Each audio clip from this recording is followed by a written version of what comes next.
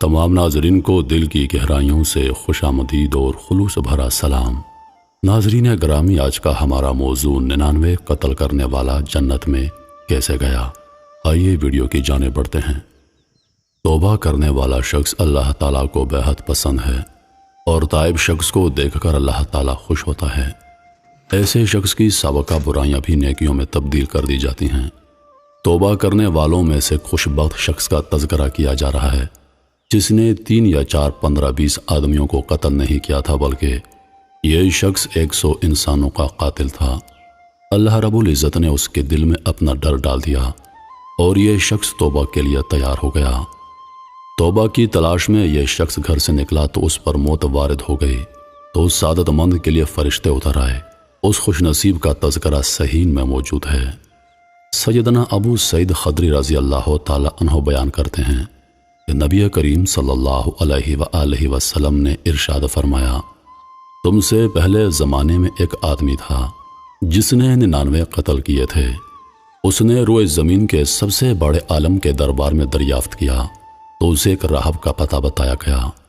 اور راہب کے پاس حاضر ہوا اور کہا، میں نے 99 قتل کیے ہیں، کیا میری توبہ قبول ہو سکتی ہے؟ راہب نے کہا، نہیں، تمہاری توبہ ہرگز قبول نہیں ہو سکتی۔ اس سے غصہ آ گیا اور اس نے راہب کو بھی قتل کر کے 100 کا عدد پورا کر دیا۔ اس نے پھر زمین کے سب سے بڑے عالم کے دربار میں دریافت کیا تو اسے ایک عالم دین کا پتہ بتایا گیا۔ اس نے عالم دین سے کہا، میں نے 199 آدمی قتل کیے ہیں، کیا میری توبہ قبول ہونے کی کوئی صورت ہے؟ عالم دین نے کہا، ہاں، بھلا توبہ کے اور اس کے درمیان کوئی حل ہو سکتا ہے؟ فلاں علاقے میں چلے جاؤ، وہاں کچھ لوگ اللہ تعالیٰ کی عبادت کرتے ہیں، تم بھی ان کے ساتھ مل کر اللہ تعالیٰ کی عبادت کرو اور اپنی اس زمین کی طرف واپس مت آنا، یہ برائی کی زمین ہے۔ وہ آدمی وہاں سے چل پڑا۔ جب ٹھیک راستے کے درمیان میں پہنچا تو اس کی موت کا وقت آ گیا۔ اس کے بارے میں رحمت کے فرشتے اور عذاب کے فرشتے آپس میں جھگڑ پڑے۔ رحمت کے فرشتوں نے کہا، یہ اللہ تعالیٰ کی طرف سے سچے دل سے توبہ کر کے آ رہا تھا۔ عذاب کے فرشتوں نے کہا، اس نے قطعاً کوئی نیک کام نہیں کیا۔ اب ایک فرشتہ آدمی کی صورت میں ان کے پاس آیا۔ فرشتوں نے اس آدمی نما فرشتے کو اپنا فیصل بنا لیا، یعنی کہ فیصلہ کرنے والا۔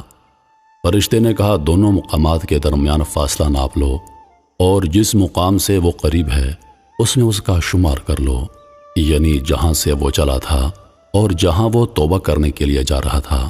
اگر توبہ کرنے والی جگہ کے قریب ہے تو اسے صالحین میں ڈال دو، اگر برائی کرنے والی جگہ کے قریب ہے تو اسے عذاب میں ڈال دو۔ فرشتوں نے پورے فاصلے کو ناپا تو جس علاقے کی طرف اس کا رخ تھا وہ قریب در نکلا، لہٰذا رحمت کے فرشتوں نے اس کی روح قبض کی۔ ایک دوسری روایت میں ہے کہ وہ آدمی نیک لوگوں کی بستی کے صرف ایک بالش سے زیادہ قریب تھا، چنانچہ اسے نیک لوگوں میں شمار کیا گیا۔ اللہ تعالیٰ نے برے علاقے کی زمین کو حکم دیا کہ دور ہو جا، یعنی کہ لمبی ہو جا، اور نیک علاقے کی زمین کو حکم دیا کہ تو قریب تر ہو جا، اور فرشتوں کو حکم دیا کہ ان دونوں علاقوں کا رقبہ ناپ لو۔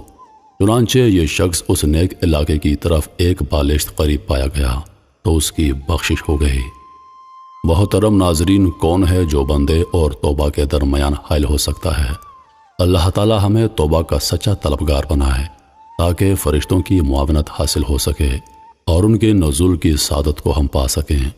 توبہ کرنے والے شخص کے لیے رسول اللہ صلی اللہ علیہ وآلہ وسلم نے فرمایا، گناہ سے توبہ کرنے والا ایسے ہے گویا اس کی ذمہ کوئی گناہ ہے ہی نہیں۔ توبہ سے متعلق اگر فرمان رحمان پڑھ لیا جائے تو وہ اس حدیث سے بڑھ کر ہے کہ گناہ بھی اس کی نیکیوں میں تبدیل ہو جاتے ہیں۔ اللہ تعالیٰ نے فرمایا، سوائے ان لوگوں کے جو توبہ کریں اور ایمان لائیں اور نیک کام کریں، ایسے لوگوں کے گناہوں کو اللہ تعالیٰ نیکیوں سے بدل دیتا ہے۔